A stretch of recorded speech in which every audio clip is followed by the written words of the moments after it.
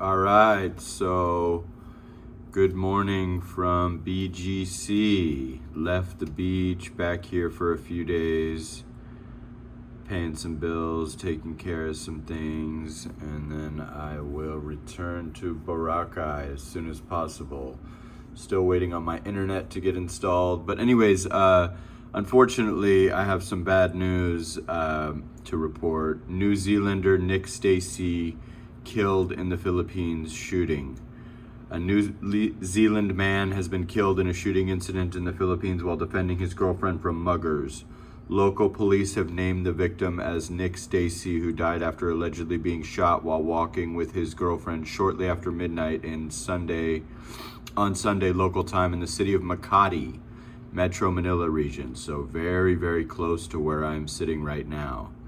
The victim intervened and tried to grab the assailant's weapon, but the suspect fired the gun and hit the victim's left side chest, the media reported. The two men were said to have taken Stacy's girlfriend's cell phone and wallet before fleeing the area. Local police are still hunting for the two men involved. Back in New Zealand, Stacy's family members are starting a fundraising effort to bring their son and brother's body home. Okay, so terrible, terrible, terrible story. Part of the reason why I did not choose Makati when I could have lived there for half the price is muggings are very, very, very, cell phone snatchings, whether it be on motorcycles or scooters or pickpocketing and stuff. Unfortunately, it's very, very common in Makati, not in BGC at all. Never seen one in 5 months in BGC. BGC is very controlled. Makati is not. Makati, you have these big skyscraper buildings and terrible poor areas around there, and thieves on scooters and thieves doing bump into you and take your wallet or whatever. I know I'm like an infomercial for moving to the Philippines, and I still suggest that you do, but you must be mindful of where you are. You must be mindful about having your expensive iPhone out, and it's a little tricky. So rest in peace to this gentleman who was on vacation here. I don't know if his girlfriend was a Filipina or what the deal was, but it doesn't matter. At the end of the day, if you are approached by two men on a motorcycle and one points a firearm at you, normally they just snatch the phone. There'll be someone riding on the back. If someone ever points a firearm at you in any country under any circumstance, give up what you have. Do not try to be a hero or be a tough guy or anything.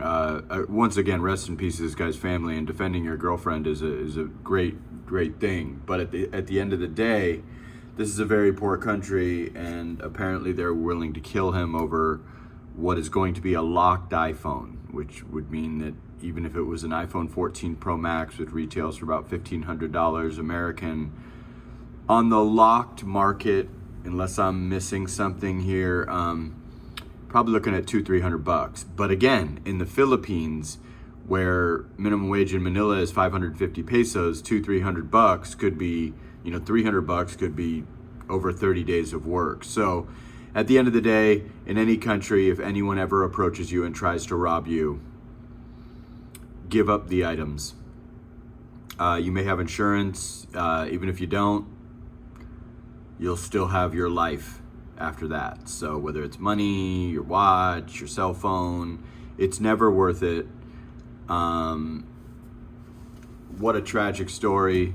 Very close to home here, or one of my homes here that I've returned to, and looks like a nice young man. Rest in peace to him. Condolences to his family. Never, ever, ever, ever try to grab a loaded weapon, though. And this is a cautionary story that crime does exist in the Philippines.